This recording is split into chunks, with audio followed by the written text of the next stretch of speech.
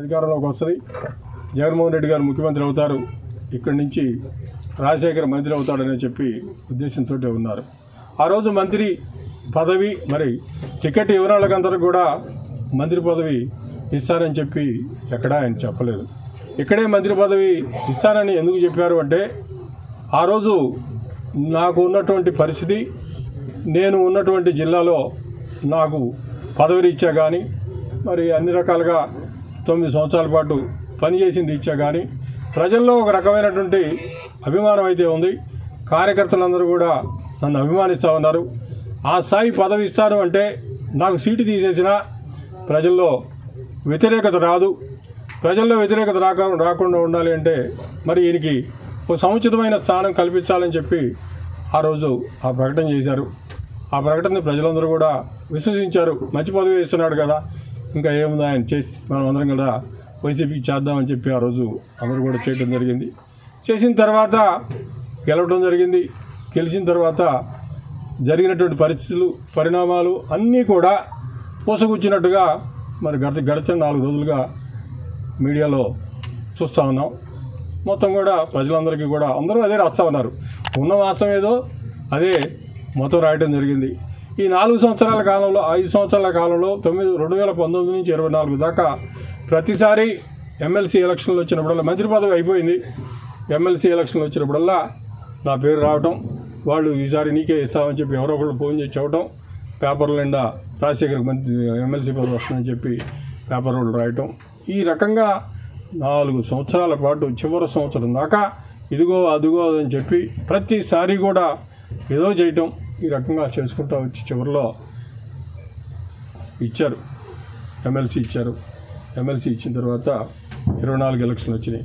24 ఎలక్షన్లు కూడా ఇక్కడ ఎవరిని పెట్టుకుంటున్నారో, ఎవరిని తీసేస్తున్నారో, ఇక్కడ ఉన్నవాళ్ళని పెడతారో, అసలు నేను ఒకరిని ఇక్కడ ఉన్నాను సంప్రదించాలనేటువంటిది కూడా లేదు. ఏది లేకపోయినా ఏదున్నా నేను మాత్రం ఎక్కడా కూడా ఏమీ ఎవరిని కూడా కామెంట్ చేయకుండా నా పని నేను చేసుకుంటూ వెళ్ళాను.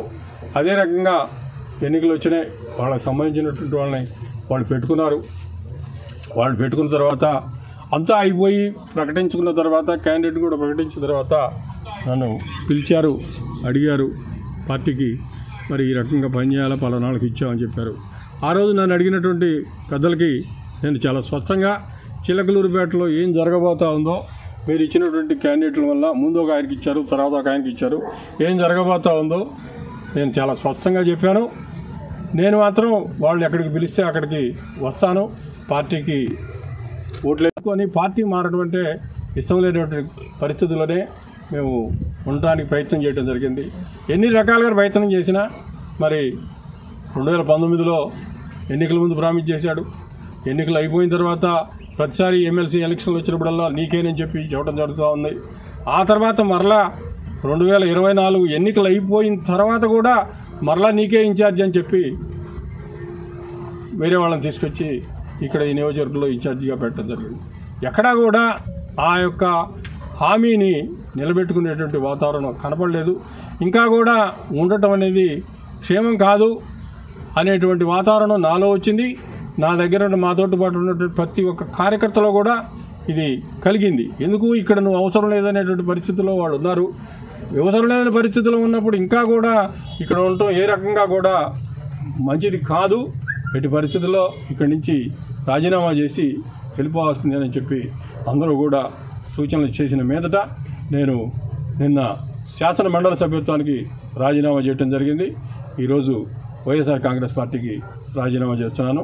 దయచేసి జగన్మోహన్ రెడ్డి గారిని ఈ రాజీనామాని అంగీకరించాలని చెప్పి కోరుతా ఉన్నాను. వైసీపీ ఇచ్చినటువంటి ఎమ్మెల్సీని నేను వాలంటీరీగా రాజీనామా చేశాను.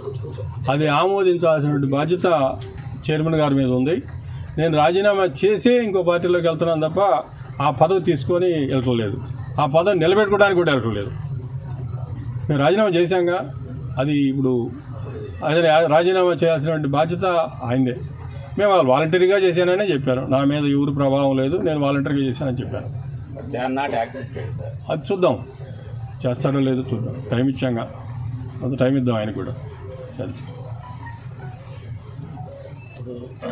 కాంగ్రెస్ పార్టీ నుంచి వైసీపీకి వచ్చారు. దీంట్లో గౌరవప్రదంగా చూసుకుంటారు. సంవత్సరాల పాటు మేము ఇక్కడ పనిచేసాం. 14 సంవత్సరాల పాటు పనిచేసి మేము అడిగింది ఏంది? గౌరవమేగా. అక్కడ ఏమీ పని చేయకుండా మమ్మల్ని తీసుకెళ్ళి కొండ మీద కూర్చోబెట్టమని మేము అడుగుతున్నాం. మేము అన్కండిషనల్గానే చేరుతున్నాం. తెలుగుదేశంలో చేరేటప్పుడు అన్కండిషనల్గానే చేరుతాం.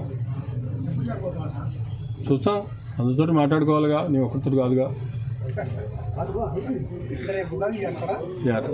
చెప్తా, అందరితో మాట్లాడిన తర్వాత కార్యకర్తలందరూ మీటింగ్ చేసుకున్నప్పుడు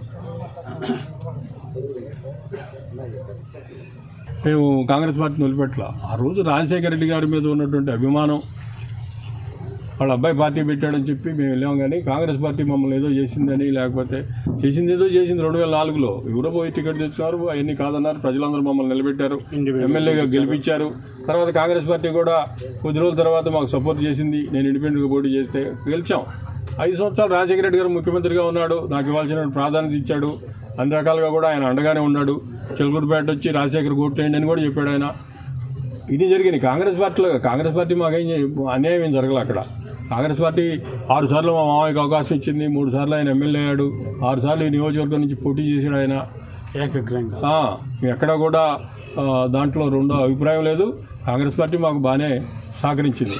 కాంగ్రెస్ పార్టీని ఎందుకు వదిలిపెట్టాము అంటే రాజశేఖర రెడ్డి గారి మీద ఉన్నటువంటి అభిమానంతో వాళ్ళ అబ్బాయి పార్టీ పెట్టాడు, నువ్వు పార్టీలోకి రావాలి అని చెప్పి 1కి 4 సార్లు సుబ్బారెడ్డి గారు మమ్మల్ని అడిగిన మీదట మేము వదిలిపెట్టాం ఆ రోజు.